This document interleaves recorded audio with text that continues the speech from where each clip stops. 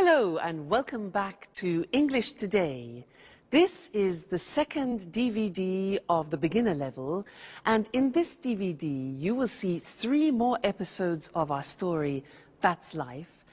And then in our special TV programs there will be a debate about low-cost airlines and an interview with a sports expert about football training. Then, in the grammar section, we will study the simple present, frequency adverbs, some and any, there is, there are, and also making suggestions. Now remember, if you have problems understanding anything, use the subtitles. Okay, so enjoy studying and have fun.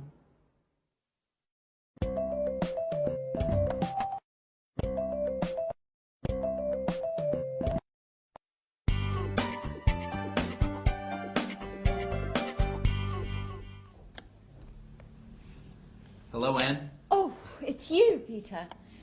Look, this is it. Look at what? My office. Here, near my bed. Oh, I see. By the way, where are the office supplies? The computer supplies are in that cupboard over there. The folders, pencils, pens, etc. are here in this cupboard. And I also have 2 chairs. Oh, good. Are these for everyone? No, they are not. Don't touch anything, please. Okay, so you say you have all of the office supplies. No, not really. There isn't a fax machine. There aren't all the programs I need on my computer. And I guess you have an answering machine. Is it useful? I don't need an answering machine. I answer the telephone myself. Okay, you're right. This office is nice. And if you need a fax machine, I have one in my apartment. Oh, thank you. Wait a minute. Something is missing. Where's the coffee machine? All offices have a coffee machine. I'm afraid there isn't one here. There's a staff kitchen on the other side of the house. In the kitchen. We can have some coffee there. Good idea.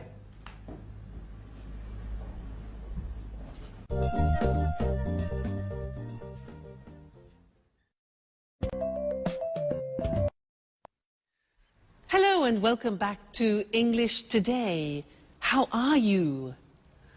Now, in that last episode of That's Life, did you notice that Anne described her office? And the most important thing for Peter was what?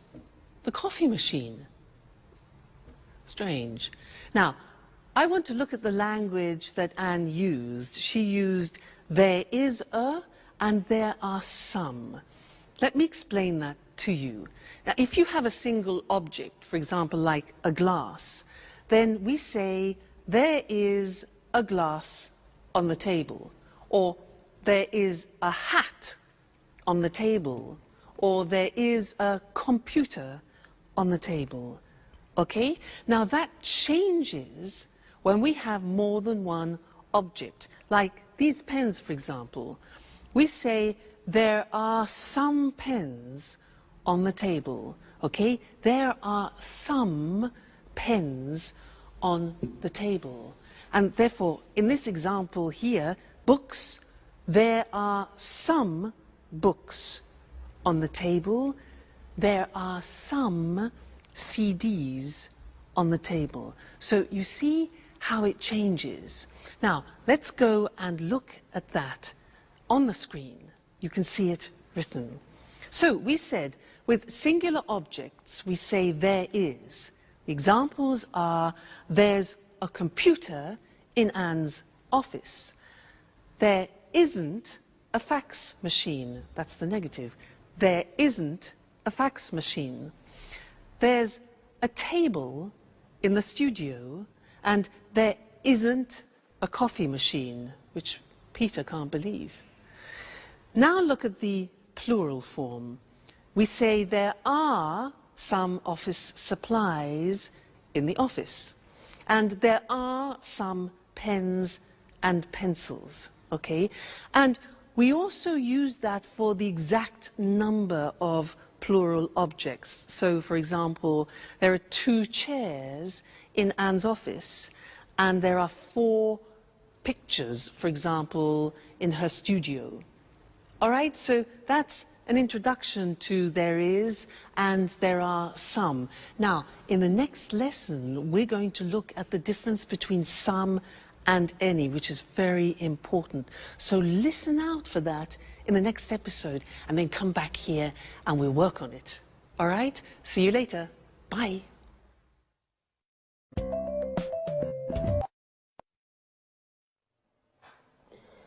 Do you want milk with your coffee?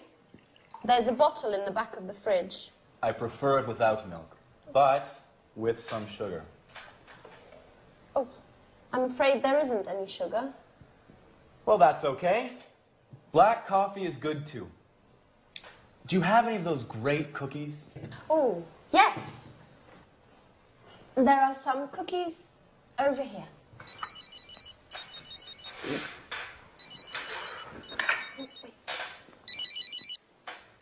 Peter speaking. What? An audition? No, not at all. I'm free. Great. Bye. Well, finally, an audition. Wonderful. When? Next Monday at the Opera Theater. These cookies are fantastic. Are there any more? There are some more in the box. Thank you. Bye, Anne. Time for music. Hey! Take your dirty napkin away from my kitchen!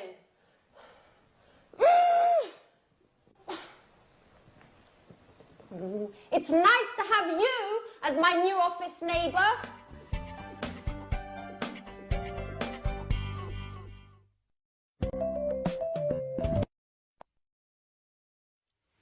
Hi again.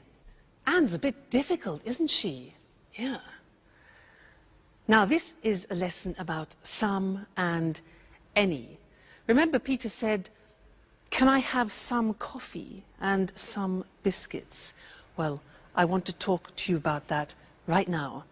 Now, in order to understand some and any, we have to understand the difference between countable objects and uncountable objects. So, these things here are ingredients to make a wonderful English lemon cake. Let's divide them into countable objects and uncountable objects. Let's start with these. Now, these are lemons. Countable means you can count them. Uncountable means you can't count them. Can you count these? Yeah, 1, 2. So, these are countable, so there are some lemons. Now, what about these? These are nuts. Can you count these? Yeah, 1, 2, 3, etc. So they are also countable. So we say there are some nuts on the table. Now, what about this? This is marmalade. Now, can you count marmalade? Well, you can count the container, but not the marmalade inside.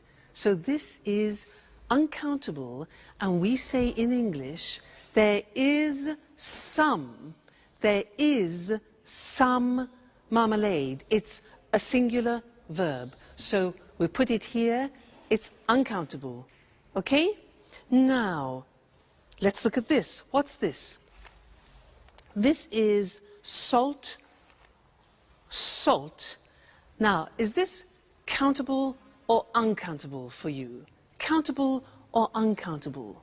Well, it is very difficult to count all the little bits of salt, so this is uncountable. We put it here, all right? Now, next thing, these two, eggs. Countable, uncountable, 1, 2, countable. There are some eggs. This here is spices. Spices. Now, these you can count. So we say there are some spices. What about this? Milk. You can count the bottle, but can you count the liquid? No. So all liquids are uncountable, and we say there is some milk. There is some milk. So singular verb. Put that there. Now, what have we got here? Butter. Butter. Can we count that? Well, we can count a packet, yes, but the butter inside? Exactly, no, we can't count butter. So there is some butter, we put it here. Good. Now, what else have we got? Flour. You know, flour we use to make pizza, to make cakes. Is that countable? Exactly, it's not countable. It's like salt, like sugar, like coffee. So we put this here, uncountable. And the last thing, this. What's this? Water. Is water countable? No, it's not. So water goes with the uncountable. There is some water. It's quite difficult, hey? Let's look at the screen to see that written, all right? And we will do a general summary. So we said countable objects in the plural. In the positive form, we say there are some lemons on the table. There are some CDs on the table. There are some eggs on the table. So that's countable. Now the negative is there aren't any, we use any, there aren't any cigarettes on the table. There aren't any biscuits, important, any for the negative. There aren't any magazines, for example, all right?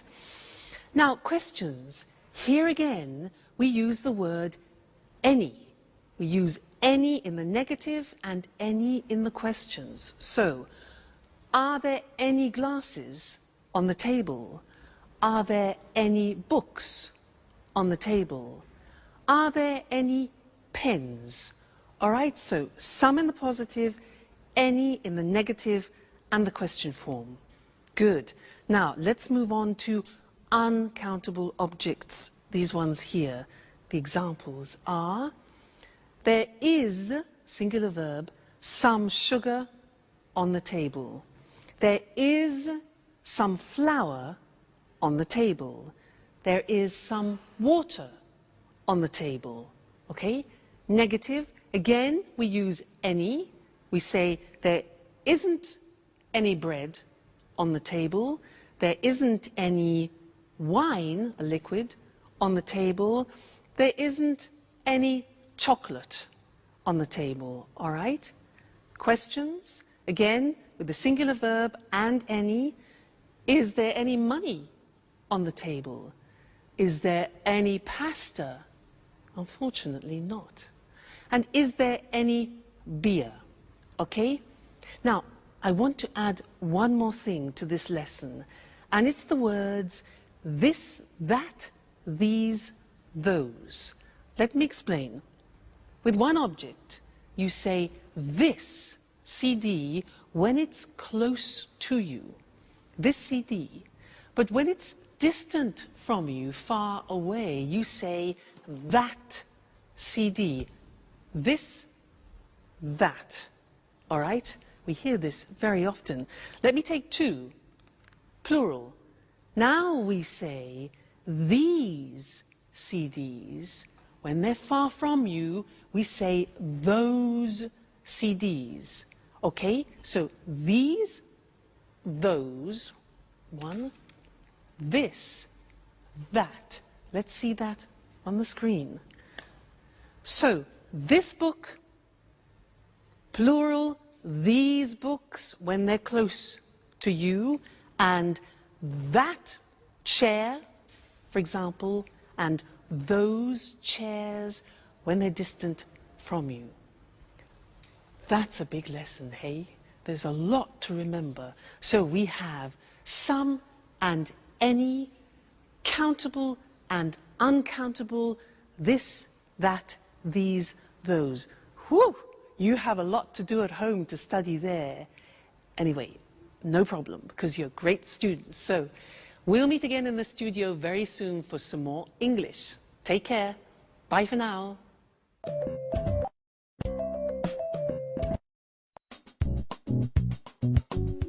Work is so hard, guys. I wake up at 6:30 every day, have breakfast, and take the train to work. Every day. I know. I get up at 7, but I have a friend at work who usually gets up at 6. Why? That's too early. It takes him an hour to drive to work. Wow, that's a long drive. Yes. But he lives in the country. I think he's lucky. Every weekend he can go for walks in the woods, not in traffic jams. I guess that's pretty nice. He lives in the countryside, but works in the city. A pretty nice combination. What about you, Sharon? What time do you wake up? I usually get up at about 9 o'clock, but I live in the city. It's easy to get to work. Yes, but you get home very late. Often 6:30 or 7. You know, I sometimes have 5 or 6 groups of tourists a day. You work too much, my dear. And you sing too much, Peter.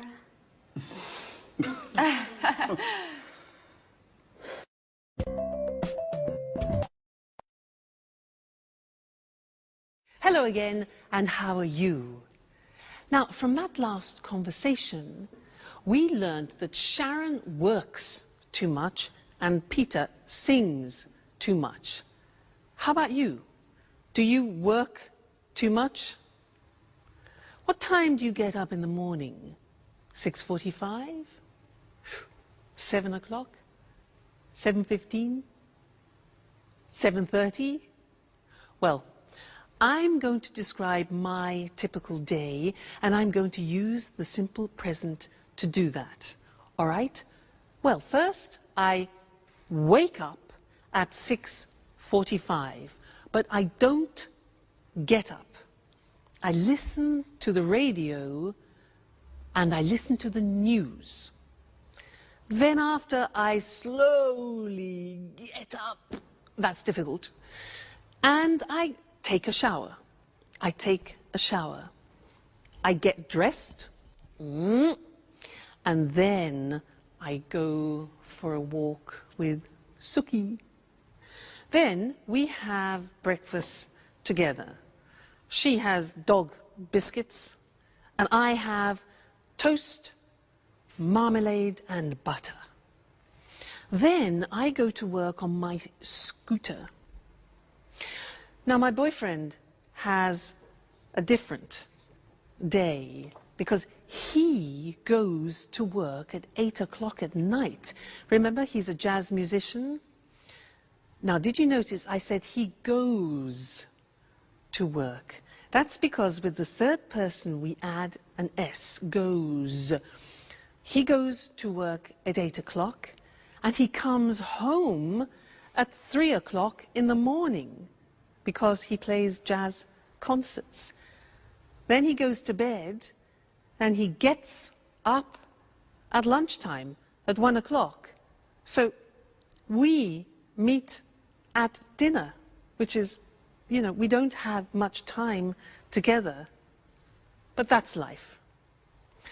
Now that was the simple present tense, and now we're going to see that on the screen. Very, very important, this grammatical form. So, I work, you work, he, she, it works, she works, it works, we work, you work, they work. Now, very often you forget to put the S on the third person, so I have another teaching assistant who will help you to remember, Mr. Snakes. He is here to help you remember to put the S on the third person. So listen, I work at home, you work every day, he works. at night. She works in an office. It works all week. We work together. You work full-time. They work at weekends. So remember, it's not difficult, the simple present in English. I work, you work, he works, she works, it works. Don't forget, Mr. Snake, don't forget the S, the third person. All right? Good. Now, listen to the next episode and try and pick out words like often, sometimes, occasionally, because we're going to study those next. All right? Go and have some fun. Bye.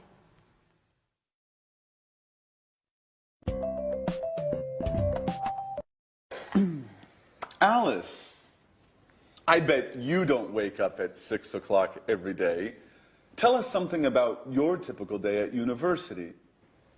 Well, I sometimes have classes in the morning, but I usually have classes in the afternoon. On Mondays, I always attend lectures in the morning. And where do you study? I usually study in the library, but I sometimes study at home too, when I don't have classes in the morning. My friend David also studies at your university. Do you remember him? David Leary? Yes, I occasionally see him in the library, and sometimes in the park. In the park? Doing what? He likes studying there. He takes his books, finds a nice park bench, and reads there. Not a bad idea. You can study and enjoy nature at the same time. Yes, I like the park too. Unfortunately, I often need books that are in the library. And what about lunch? Do you usually make sandwiches and take them with you? Oh no, I hate cooking. I usually have lunch in the cafeteria with friends. Oh, I do just the opposite. I usually cook lunch at home. I seldom have a quick lunch at coffee shops. Okay, guys. Stop with this boring talk. What about fun? Do any of you do anything besides working and studying? It's Friday, remember? You're right, Jack. I'm so happy it's Friday. Me too. It's weekend time.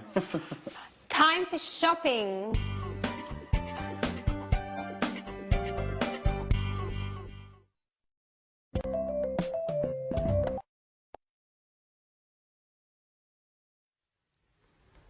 Jack really knows how to provoke Anne, doesn't he? Did you notice those words? Sometimes, always, occasionally? Because we're going to study those now. And in English, they're called the frequency adverbs. And we usually use them with the simple present tense. And they describe how many times you do actions, frequency adverbs.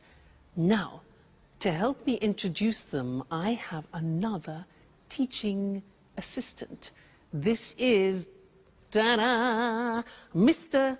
Dinosaur. Mr. Dinosaur is here to help you with the frequency adverbs. Dinosaur, D-I-N-O-S-A-U-R. Now, let's see at the screen how Mr. Dinosaur is going to help you. Well, look at the screen. Now, we're talking about adverbs of frequency, things which describe how often you do something, like habitual actions. Dinosaur. Look at the screen. We have D-I-N-O-S-A-U-R. Now, these letters represent a frequency adverb. Let's see if you can find them. What do you think O is? When you do something a lot. Yeah, often. O is often. What about N? When you do, N is never. Good. N is never. What about A? Something that you do a lot. A is always. Good. What about S? S is sometimes. Very good, sometimes. Now, U is for usually. Usually, it's a habit. What about R? R stands for rarely. That's difficult to pronounce. Rarely. And the last one, look at the top. We've got D. Monday, Tuesday, Wednesday, Thursday, Friday, Saturday, Sunday is a bit strange, this. Every day. All right, so those are the main frequency adverbs. Every day, never, often, sometimes, always, usually, rarely. You notice sometimes is also the same as occasionally, and rarely, another way to say rarely is seldom. Okay, now, the important thing about Mr. Dinosaur and the frequency adverbs is where to put them in the sentence. Now, look at the examples. We put them in front of the main verb. So, I never go out. You always arrive late. He usually gets up at 7. She rarely plays tennis. It often rains in England. We sometimes watch TV. You occasionally drink wine. And the last one is different. Every day they drive to work. Usually every day we put at the beginning. But the others are always before the main verb and after the subject. Now, one problem. There is an exception to the rule, which is typical of the English language. And what is the exception? The exception is the verb to be. The verb to be is always an exception in English. Let's see how that works. Look at the example. He isn't often late. We are sometimes in a hurry. You see the position. The position of the frequency adverb is after the verb to be, not before. And that's the rule. So he isn't often late. We're sometimes in a hurry. They're never at home. And I'm always tired. So those are the frequency adverbs, very important, and we use them to describe our habitual actions. Now, in the next episode of That's Life, listen for this word, enough. Enough. It's a very strange word, because we're going to talk about that in the next lesson here in the studio. So, go and see That's Life. Bye.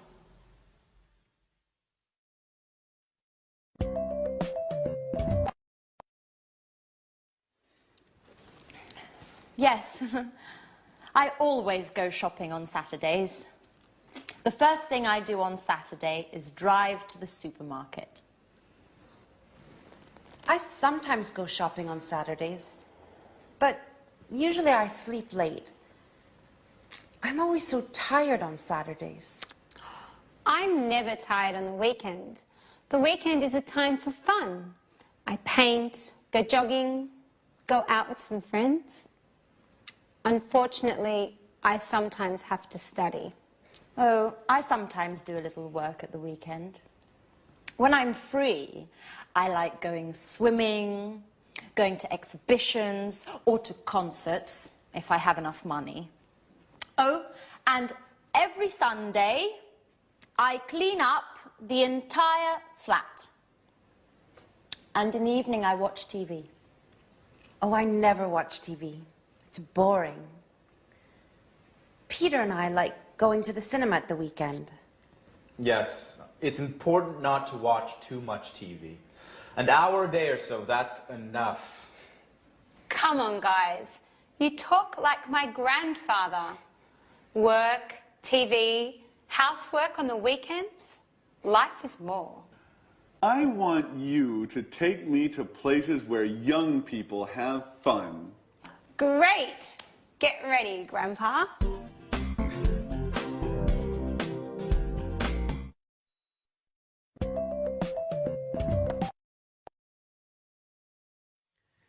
Hello and welcome back again to English Today, your live English language program.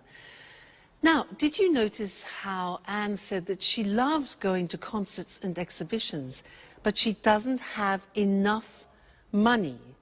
Now, this word enough, it's written E-N-O-U-G-H. The pronunciation is enough. What does it mean? Let me show you.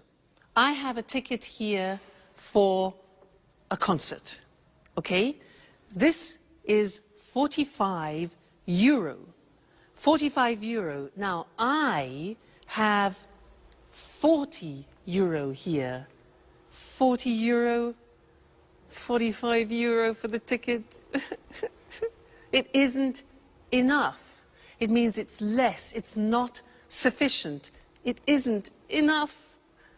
No ticket, no concert. So, happens. Like Anne, poor Anne, not enough money. Now, another example, you ask me, can I have a glass of water? And I say, sure. So, here you are. You say, what? Excuse me, it's not enough. Not enough, it's not sufficient. Oh, I say, okay, fine. So, glass of water, here we go. And you say, oh, it's too much. Too much. Now, that is the opposite. When something is in excess, it's too much. Let's go back to the ticket. For example, imagine that the theatre ticket has a discount. Now it only costs 30 euro. 30 euro. I've got 40 euro, which is too much. In excess, too much. But that's great. That's not a problem. That's great. I can go to the concert. Okay? So, that's enough, too much. Now, one more word. It's a small word. And it's so. When do we use so? If I say to you, you are so intelligent, that describes an emphasis. You are so intelligent. You could also say, the glass is so full. Okay? So is to express an emphasis of something. So, we've studied enough, too much, and so. Let's look at those on the screen now to help you, okay? Enough, pronunciation, enough, when something isn't sufficient. There isn't enough water in the glass. There isn't enough money. Then we can also use it with an adjective. The glass isn't full enough. After an adjective, it isn't full enough. Let's move on to when we talk about something in excess. So, there's too much water in the glass. There's too much money. Great. There are too many coins. Now, many is because we use it with countable things. There are too many coins. We can use it with an adjective. For example, the ticket is too expensive. The glass is too full. All right? Then the last thing was so. When you want to emphasize something, the ticket is so expensive. The glass is so full. Or you are so intelligent. Fantastic. So that's the end of this lesson. Remember, enough, too much or too many, and so. That's it for now, and I'm going to see you again extremely soon. Take care. Bye.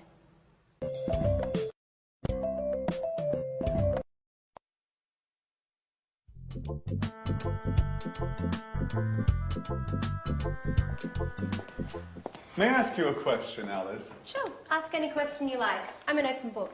Do you have a boyfriend? Well, I go out with some boys, but that's nothing serious. According to my birth chart, I need some Taurians. But that's not easy now that Saturn is in Leo. I see. Anyway, I think you have a strange relationship with boys. Oh, no. I like boys very much.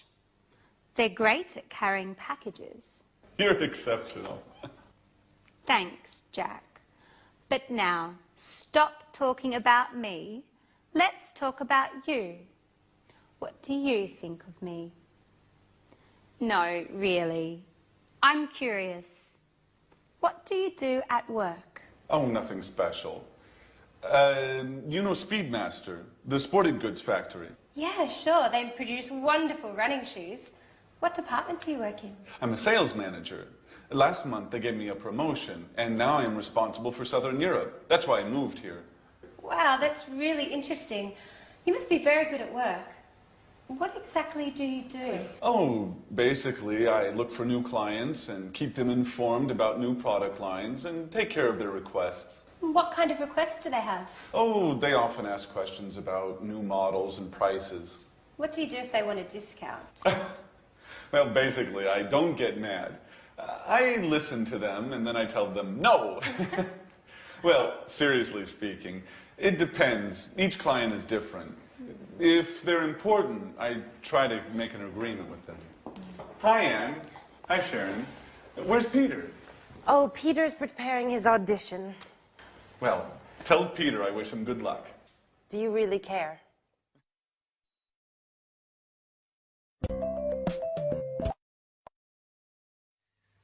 Hello and welcome back to English Today for some more live English. Now, Jack, does he really care for Sharon? I think he does. Let's ask Mr. Monkey. Mr. Monkey, does Jack really care for Sharon? Mr. Monkey. Yes, he agrees, he cares. Now, in that episode there were a lot of questions and I want to practice that with you now, and to do that we are going to have a quiz. I am going to change profession. I am no longer an English teacher. I have a different job. I will ask 10 questions, I will give the answers, and you must guess my new job. Now, if you guess it correctly, I will play a flight for you to go to London for a romantic weekend. How about that? Flight to London? So 10 questions. Listen carefully. Number 1. Do I work in an office? No, I don't. Number 2. Do I work outside? Well, yes, actually, I do sometimes work outside. Next, do I have special qualifications? Oh, yes, I have special qualifications for my job. Okay, next one. Do I work at weekends? Yes, I do, actually. Most weekends I work. So, I don't work in an office. I work outside sometimes. I have special qualifications, and I work at weekends. Okay, next one. Do you travel a lot? Oh, yes, I travel everywhere. I travel to America, to the Far East, around Europe, a lot. Do you earn a lot of money? Oh, yes, I earn a lot of money. Next question. Do you use your hands when you work? Yes, I do. I use my hands and I also use my feet. Very important. Next one. Do you work with other people? Yes, that's very important. I work with other people. All right, next one. Do you use music in your job? Music? Yes, now music is very important for me, music. And the last question, do you wear special clothes? Well, yes. For my job, I have special clothes, I have special shoes, particular shoes, and I do my hair in a special way. So, I use my hands and my feet. I work with other people. I use music. I earn a lot of money. I wear special clothes. And I travel a lot. So what's my job? No. No. No. It's difficult. Shall I tell you? I'm a prima ballerina. I won, you lost. No London, no flight to London. Next time, there'll be another quiz. All right, good. So let's look at the grammar that we've just used for asking questions, okay? Now, we have the question form with the question word like when, the auxiliary, do, I, the subject, and then arrive, which is the verb. So, when do I arrive? Okay, that's a typical question in the simple present. Look at the next one. What do you do at work? What do you do? Next one, now this is important, and we need Mr. Snake, because it's who does he work with? Remember, does, third person, the S, do becomes does. So, who does he work with? Next one, why does she study? Third person. How much does it cost? Again, third person, it. When do we leave? Where do we live? And how do they speak English? Okay, so remember, third person does is the auxiliary plus the infinitive. All right, so those are the English question forms. Now, in the next episode, listen out for the negative form, and then we'll study that together. Okay, so have fun studying, and I'll see you again very soon. Bye.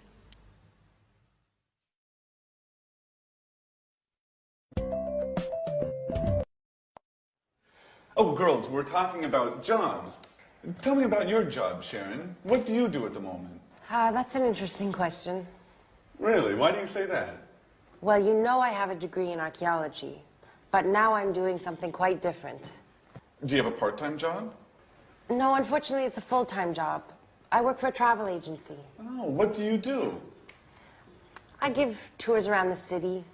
I bring tourists to monuments and museums and other interesting places. Oh, that's nice. Could I have you as a tour guide for one day? I'm sorry. I only work with groups, usually with Japanese people. Oh, well, I'm a black belt in karate. Very funny, but it's not enough. It's too bad. Anne, stop cleaning for a moment. Sit down and tell me about your job. Okay. I work in a publishing company. Oh, so you work with famous writers? Not exactly. I don't work with the writers. I just read their proofs and correct them before printing. By the way, do you know Paul Taylor? He works with you, right? Yes, but we don't work in the same department. He works in the advertising department. But we are good friends. Every weekend we play tennis together. Play tennis? I'm jealous. Do you play tennis too?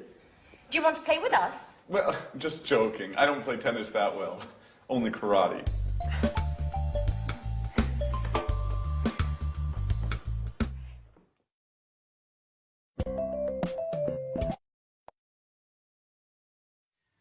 Jack, I don't play tennis very well. I only do karate. He doesn't play tennis very well. It's easy. Men. Now, Anyway, it was a good example of the negative of the simple present tense. I don't play tennis very well. Now, I'm going to tell you my typical day again, but in the negative, and listen to the grammatical form, okay? I don't wake up at 6:45. I don't get up after. I don't listen to the radio. Now, don't is do not abbreviated, okay? I don't take a shower. I don't have breakfast with Suki, and I don't have Tok biscuits. Now think of my boyfriend. Let's go into the third person. My boyfriend doesn't go to work at 8 o'clock at night. He doesn't play the saxophone. He plays the double bass. Now, doesn't is does not contracted. Doesn't, okay, plus the infinitive. So he doesn't play, let's say, at 1 o'clock in the morning. He doesn't come home at 7 o'clock in the evening. So you see, these are examples of the negative form. And now we need to go and look at the screen because we need to see how that works in comparison to the positive form. All right? Great. Now, look at the examples. I don't teach on Sundays. Do not becomes don't. I don't teach on Sundays. You don't know my parents. Jack doesn't, does not. Jack doesn't play tennis well. Alice doesn't have a boyfriend. The house doesn't belong to Anne. Third person, doesn't. We don't work part-time. You don't know Anne's aunt. And Alice and Sharon don't live together. All right, so now we have studied the positive form, the question form, and the negative form of the present tense. So a whole world opens up for you, okay? Well, you just keep studying, and we'll meet again here for another live show very soon. All right, take care. Bye.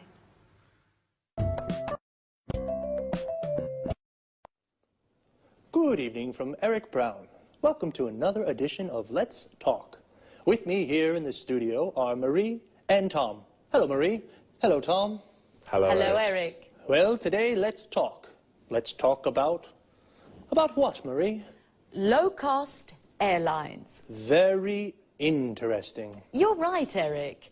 You know, there are 90 low-cost airlines in Europe today. Really? So many? Yes, that's right. 90. Lots of people fly with low-cost airlines. Of course. It's very cheap to fly with these airlines. It's not always cheap, Marie. It's cheap to fly midweek on Tuesday, Wednesday or Thursday, but it's not cheap to fly at weekends on Saturday or Sunday. But are the planes safe? Yes, the planes are usually new, so they are safe. That's good. It's important to fly in safe planes. And what about the tickets? Is it easy to find them? Yes, it's very easy. I usually buy my tickets online with my credit card. Well, I travel a lot. Really? You're a real expert on low-cost airlines, Marie, aren't you? Yes, I am. My boyfriend lives in Berlin. Oh, and how often do you visit him? I go to see him twice a month. Oh, I see, I see. And are the flights on time? Yes, they're usually on time. I leave work at 5:30 in the afternoon and arrive at the airport at 6. Perfect for the check-in. That's very convenient. You're lucky, Marie. Usually low-cost flights leave from airports a long way from the city. What time's your flight? At 7 o'clock. You're really lucky, Marie. Usually low-cost flights leave late at night or early in the morning when it's not convenient. Yes, that's true. And yes, I am very lucky. Is there any food on the plane? Yes, passengers buy drinks and snacks. Remember, the drinks and snacks aren't free. You have to pay even for a glass of water. That's true, but it doesn't matter. I arrive in Berlin at 8:30, just in time for a pizza with my boyfriend at Bella Napoli. A very good pizzeria, the best one in Berlin. Oh, that's great, but for us, it's time to say goodbye. Okay, low-cost airlines. Today, there are many low-cost airlines throughout Europe. They are very easy to use, and they are cheap. And the planes are safe, and they are usually on time. Very interesting, very, very interesting. Thank you, Marie. Thank you. And thank you, Tom. Thank you. And goodbye. And see you again soon on another edition of Let's Talk. Well, low-cost airlines really make traveling easy. For many people, flying is very simple, like taking a bus. Now let's take a look at some very useful vocabulary and expressions you just heard. The check-in is the place where you show your passport and leave your luggage.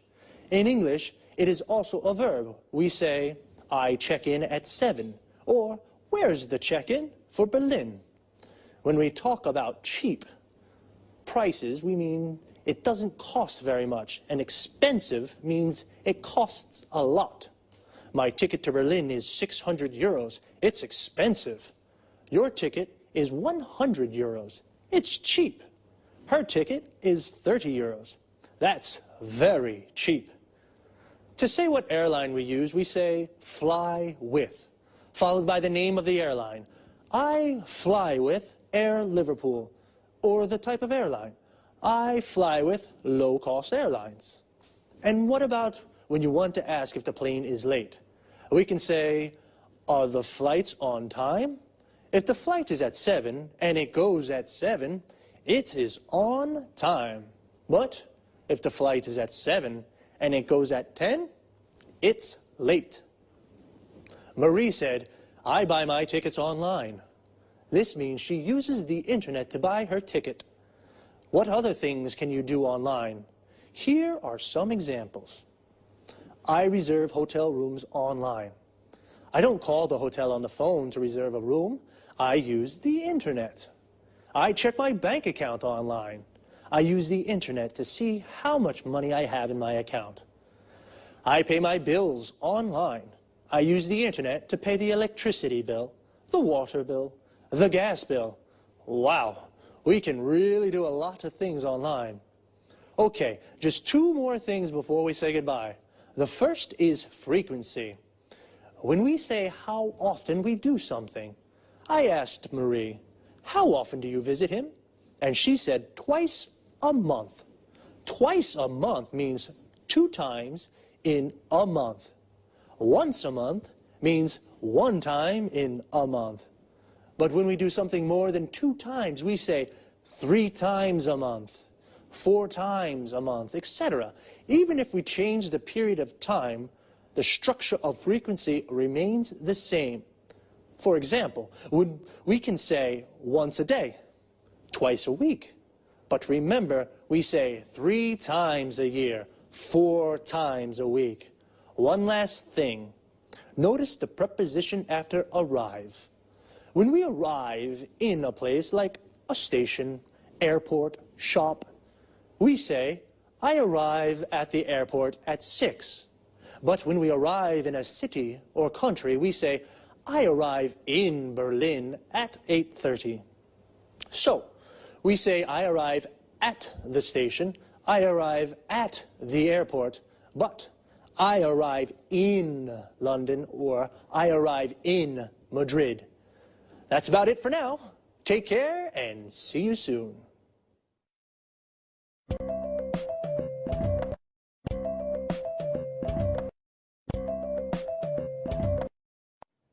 Good afternoon to everyone. Welcome to Sports Special, the program dedicated to all sports and all sports fans. I'm Eric Brown. In the studio with me is John Forbes, our sports expert. Well, John, what are you talking about this afternoon? Football. Great, my favorite sport.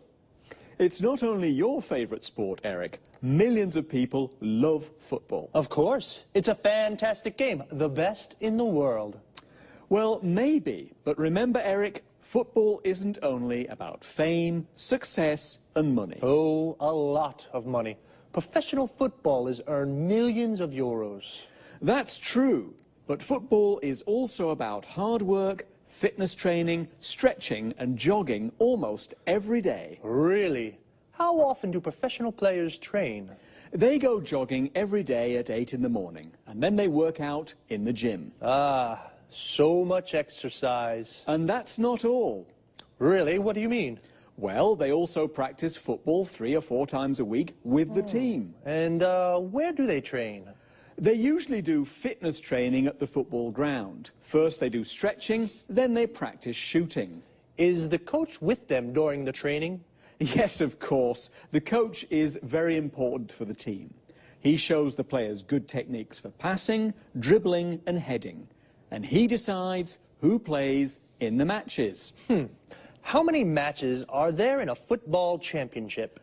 30, more or less. You know, football championships take place in the winter, usually from September until June. And when do they play matches?